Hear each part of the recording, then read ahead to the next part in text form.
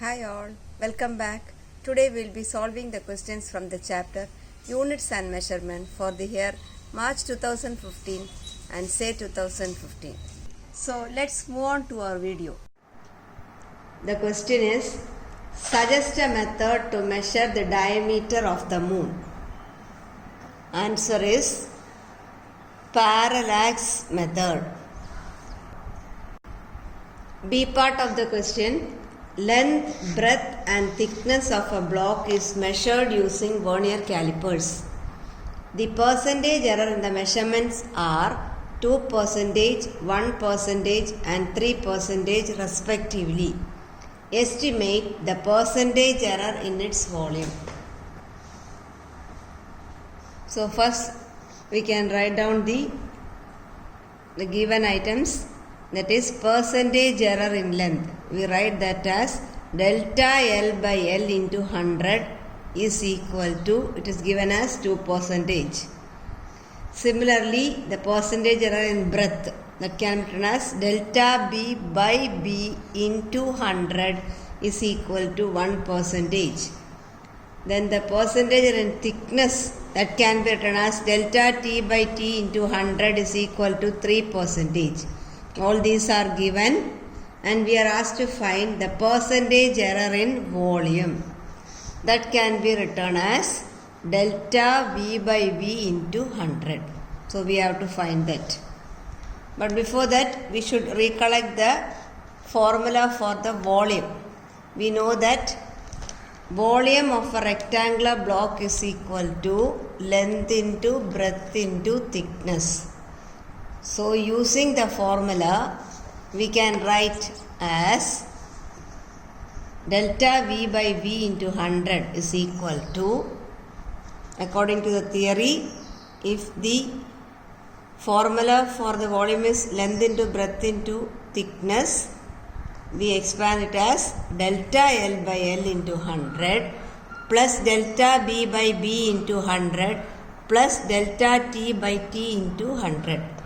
All these are given in the problem, so we just substitute it and we get 2% plus 1% plus 3%. It comes out to be 6%. So the answer to the above question, the percentage error in volume, that is delta V by V into 100 is equal to 6%. The C part of the question is, a physical quantity is given by H is equal to F V square by L, where F is the force, V is the velocity and L is the angular momentum. Find the dimension of H. So we will write the question. H is equal to F V square by L. All these are given. So first we will write the dimension of each term on the right hand side and simplifying we will get the dimension of H. So we know that dimension of F is equal to M L T to the power of minus 2. Dimension of volume is, the dimension of velocity, V is the velocity, V is equal to L T to the power of minus 1. So in the formula we have V square. So we write L T to the power of minus 1 the whole square. Similarly, L is given as the angular momentum. So we will quickly recollect the formula for the angular momentum. Angular momentum is nothing but moment of the linear momentum. So mass, velocity and R. Writing all the dimension, we get the dimension of L as M L square, that is M L to the power of 2 T to the power of minus 1.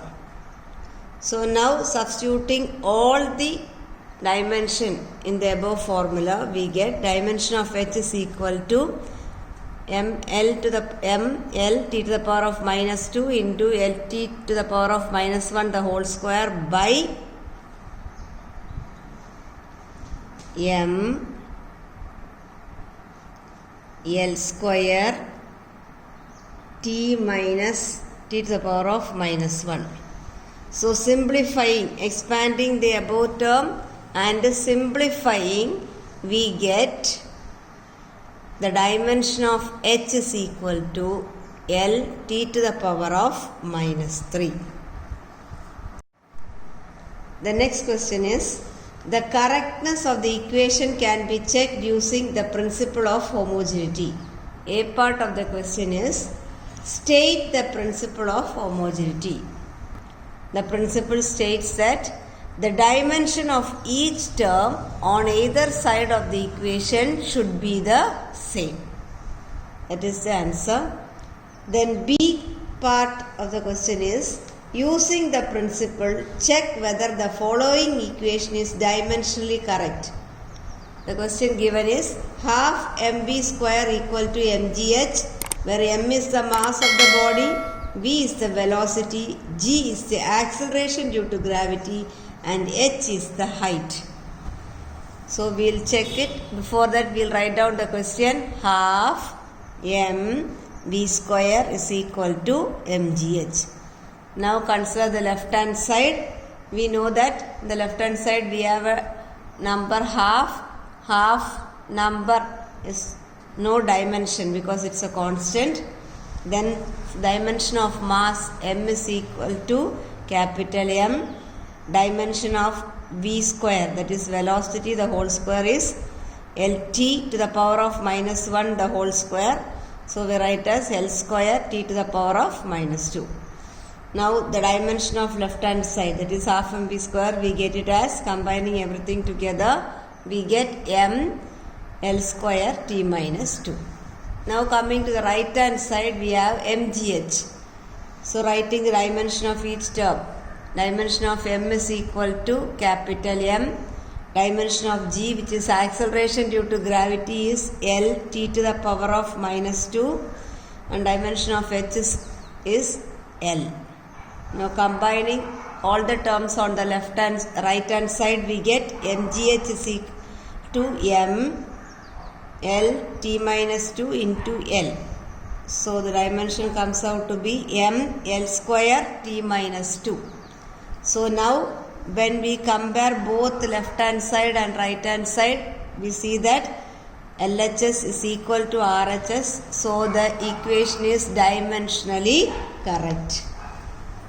Third part of the question is, if the percentage error of measurement in velocity and mass are 2% and 4% respectively, what is the percentage error in kinetic energy? So it is given in the problem that the percentage error in velocity and mass. So we write it as delta V by V into 100. That is, the percentage error in velocity is equal to 2%. Similarly, percentage error in mass, that is delta M by M into 100, is given as 4%. Now we are asked to find the percentage error in kinetic energy. So first we have to write down the equation for kinetic energy, that we know that is equal to half mv square. Now the kinetic energy, percentage error in kinetic energy can be expanded as, we know that half, it is a number, so there is no error. Now coming to m, the percentage error in m is written as delta m by m into 100. Now the percentage error in v square, it is written as 2 into delta v by v into 100. Error should always be added. So we get the percentage error in kinetic energy as delta m by m into 100 plus 2 into delta v by v into 100. Substituting the given values, we get 4% plus 2 into percentage error in velocity is given as 2%, 2 into 2%, which is equal to 4% plus 4%, which is equal to 8%. Thanks for watching the video.